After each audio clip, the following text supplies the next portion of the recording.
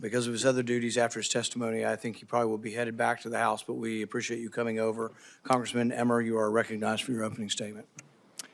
Thank you, Chairman Paul, Ranking Member Peters, and members of the committee for this opportunity.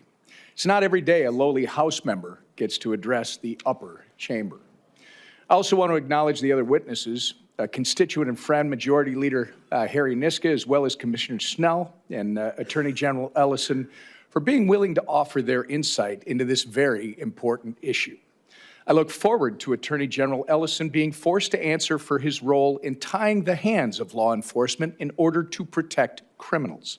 It's a shame that his partner in crime, Minneapolis Mayor Jacob Frey, declined the invitation to testify here today.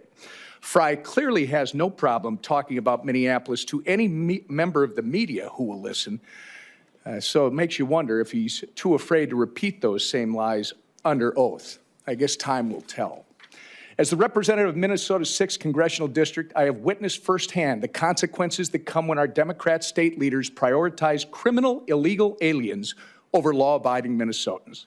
The unrest that we all watched unfold in Minneapolis over recent weeks was unnerving.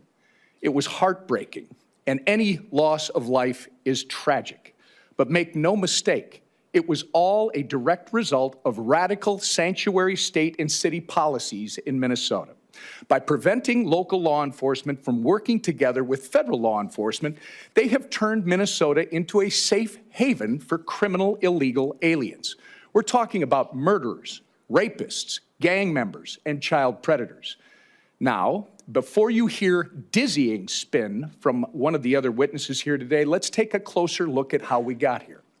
In 2021, with Attorney General Keith Ellison as the chief law enforcement officer in our state, the Henipin County Sheriff's Office issued a directive which prohibited the county's cooperation with immigration and customs enforcement.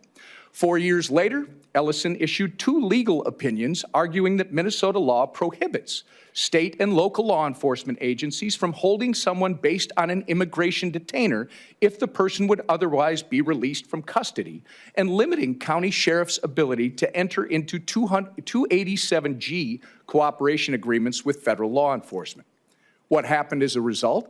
Criminal illegal aliens were released back onto our streets, putting innocent Minnesotans' lives at risk.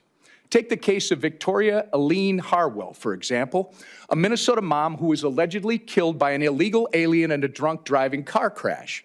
Hennepin County ignored detainer requests and let this criminal walk not once, but twice, citing Attorney General Ellison's opinion. Flash forward to December 2025, when the Trump administration launched Operation Metro Surge in Minneapolis, fulfilling the border security mandate they were given by 77 million Americans and following the uncovering of rampant Somali fraud throughout our state. As of last week, 4,000 illegal aliens have been arrested since Operation Metro Surge began. That includes the worst of the worst off our streets. But in response, Tim Walz and Keith Ellison sued the Department of Homeland Security for simply deploying federal law enforcement to enforce federal law. That lawsuit was ultimately rejected by a Biden-appointed federal judge, and now Trump border czar Tom Homan has been working with Minnesota officials to scale back Operation Metro Surge on the condition that local law enforcement be allowed to cooperate with federal law enforcement, something, by the way, that occurred under the President Obama's administration. It's important to note that it didn't have to be this way. The chaos in Minneapolis was entirely preventable had the local law enforcement been allowed to work with federal law enforcement from the beginning. We see that in states like Texas, Florida, Utah. We also see that in 8 Minnesota counties, including Sherburne County, which is in my district. Sherburne and these 7 counties have proactively partnered with federal law enforcement to prevent criminal illegal aliens from roaming free, despite threats of ridiculous lawsuits by the ACLU arising from Attorney General Ellison's dangerous guidance. It's really that simple. By allowing local law enforcement to notify federal law enforcement when they arrest illegal aliens and detain them until a federal officer can come and get them, we limit the Fed's footprint and keep dangerous criminals off our streets. It's a win-win for all parties involved.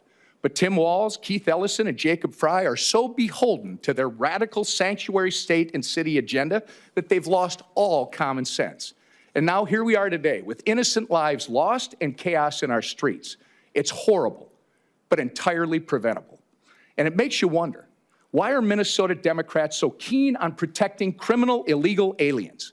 Is it so that they can secure votes come election season? Tim Walz, after all, refuses to hand over Minnesota's voter rolls to the Department of Justice. And Keith Ellison has a history of cutting deals with Somali fraudsters for personal, political, and financial gain. These are all very important questions, and I hope we can get some clarification on all of them today. Minnesotans deserve answers and accountability. Thank you for allowing me to testify on behalf of all the hardworking, law-abiding Minnesotans. We're grateful for your commitment to uncovering the truth and ensuring that justice be served. I yield back. Congressman Emmer, thank you for your statement and for your participation today. It's the practice of this committee to swear in witnesses. Will each of the remaining witnesses rise and raise your right hand?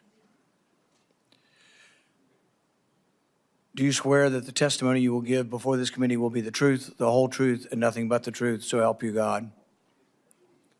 You may be seated. Our first witness will be Harry Niska, who represents District 31A in the Minnesota